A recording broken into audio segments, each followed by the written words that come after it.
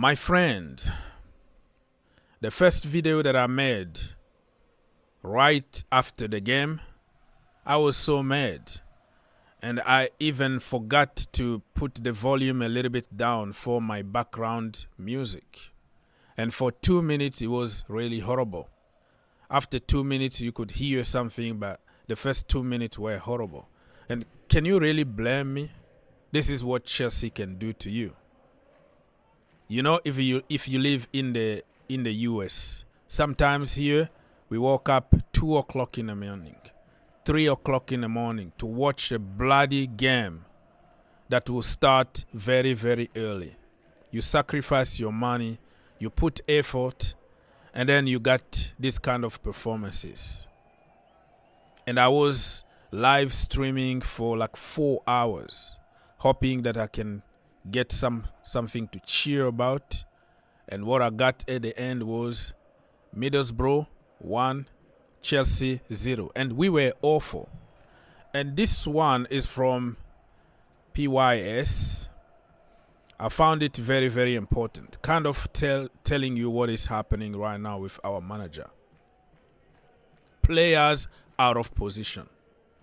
How the hell Levi Colwill continues to play as a left back, and it didn't start yesterday or today. It started long time ago. Even when Ben Chilwell and Marc Cucurella were there, he benched them. Yes, Cucurella on the bench, Chilwell on the bench, Maatsen on the bench, and Levi Colwill playing from the wrong position. He's done it again! That is He's done it again! You dirty bastard! You've done it again! And every time he wanted to give Maatsen few minutes, it's going to be from the wrong position. 5, 10 minutes, 3 minutes, 2 minutes here and there as a winger or as a midfielder or as a number 10. I can go on and on. The team has no discipline. We see how many yellow card and red card we are getting. Discipline doesn't mean only yelling at referees. Discipline in terms of stay your ground. Be here. Don't move. This is your position. We are all over the place. Discipline in terms of, we are all over the place. Severe lack of build-up and structure. Yeah, kind of the same. No really structure or pattern of play. A clear vision that you see, oh, this is what we're trying to do. Even under Thomas Tuchel was, cross and hop. You go, wing back, bombing forward, cross the ball, nobody in the box, nobody is going to score. But at least you can see what we're trying to do. What is Pochettino style of play? Oh my God! Not developing enough players. That also. Who is getting in the next level under Pochettino? We saw Ancelotti when he took over at Real Madrid. Vinicius Jr., he was all over the place. Benzema didn't want to even play with him. He said, don't pass the ball to him because he's playing against us. When Ancelotti took over, Vinicius Jr. was in another level in less than six months. But Pochettino, you see, nobody really is making progress because people are playing out of position. Cole Palmer, you can tell, he had, his moment here and there, but he was scoring mostly penalties. And I've been telling people that he's not clinical at all. Just because he scores some cool, collected goals doesn't mean that he's clinical. He misses the target pretty much 90% of the time. And people didn't believe me. And you see what I was talking back then. Not developing players. In-game management is awful. Every time that this brother makes a change, it's always the worst one. It makes the team even worse. So what is the point of making changes? You're so funny.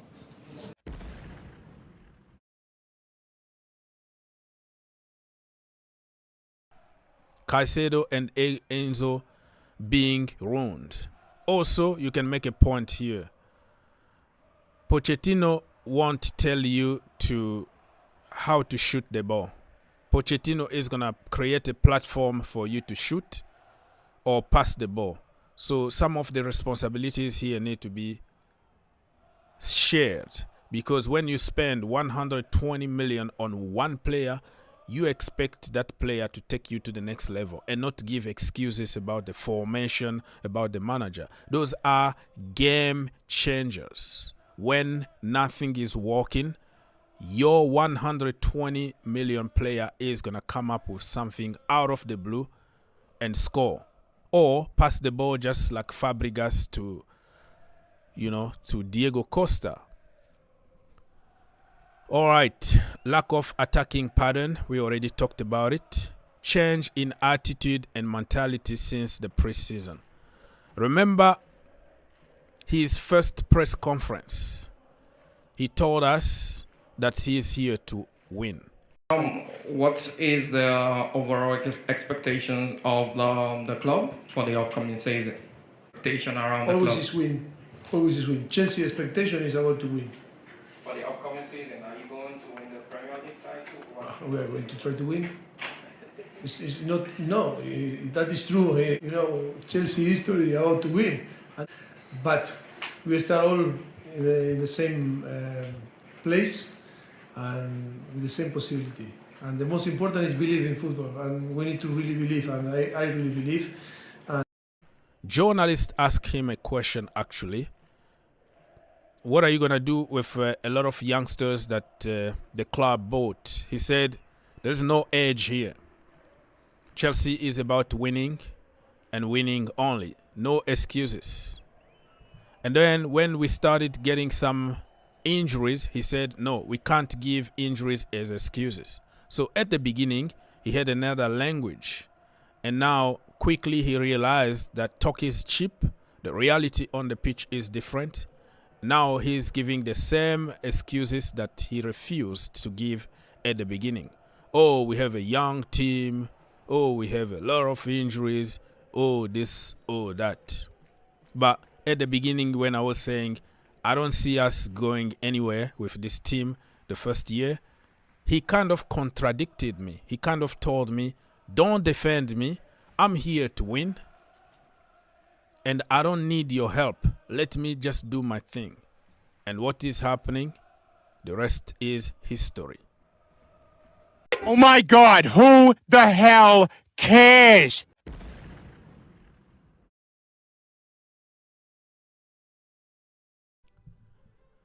Something I wanted to bring to your attention here.